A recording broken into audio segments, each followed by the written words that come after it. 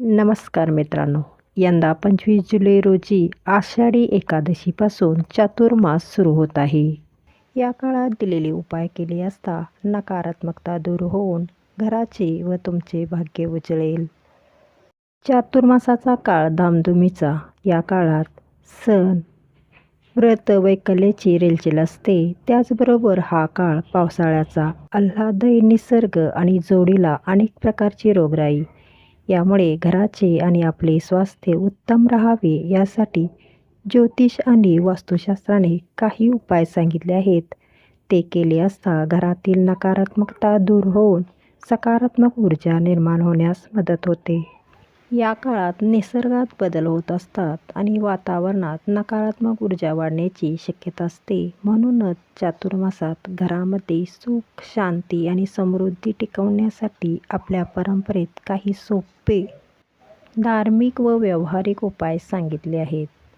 चातुर्मासाच्या पवित्र काळात घरामध्ये सकारात्मक ऊर्जा वाढवण्यासाठी आणि माता लक्ष्मीची कृपा मिळवण्यासाठी या 5 गोष्टी आवर्जून करा.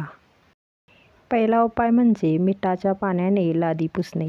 चातुर्मासाच्या काळात रोज घराची लादी पुसताना पाण्यात थोडे खडे मीठ घालावे. धार्मिक व वैज्ञानिक महत्त्व. वास्तुशास्त्रानुसार मिठाच्या पाण्याने घर पुसल्याने घरातील नकारात्मक ऊर्जा वेगाने नष्ट होते आणि वातावरण शांत होते.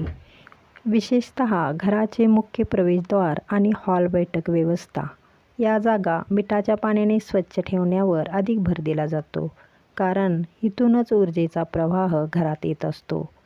मात्र लक्षात ठेवा, देवघर किंवा पूजेची जागा मिठाच्या पाण्याने पुसू नये.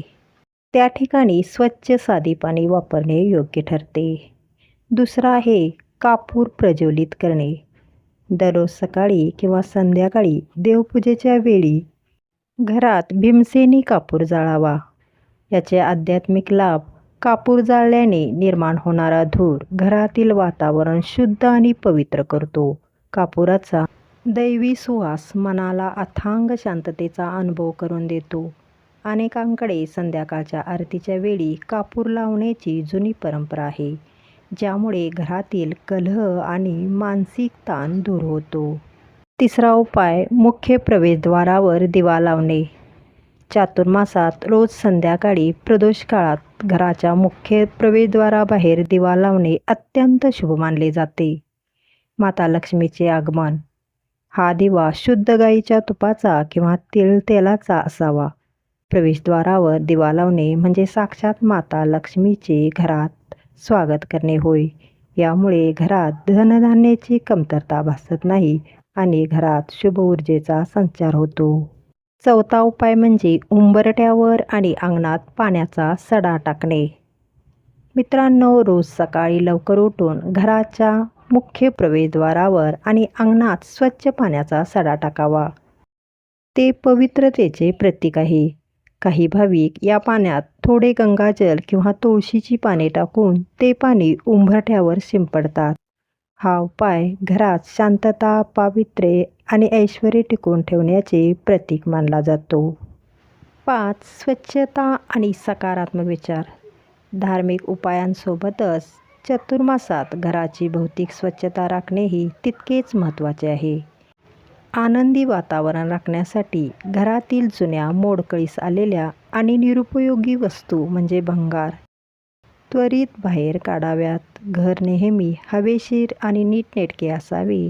घरात रोज सकाळी संध्याकाळी देवाचे नामस्मरण, स्तोत्र पठण करावे. कुटुंबातील सदस्यामध्ये आपुलकीचा संवाद आणि मनात सकारात्मक विचार ठेवल्यास मंडळी, चातुर्मास हा केवळ उपवास करण्याचा काळ नसून स्वतःमध्ये सकारात्मक बदल घडवण्याची एक सुवर्ण संधी आहे. स्वतःला आणि आपल्या वास्तूला अंतर्बाह्य शुद्ध करण्याचा हा काळ आहे.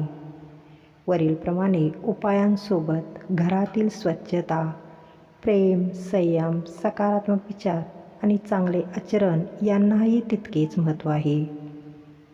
मित्रांनो, रोज हे सोपे उपाय मनापासून केल्यास तुमच्या घरात सदैव सुख, समृद्धी आणि आनंदाचे वातावरण नांदेल, यात शंका नाही.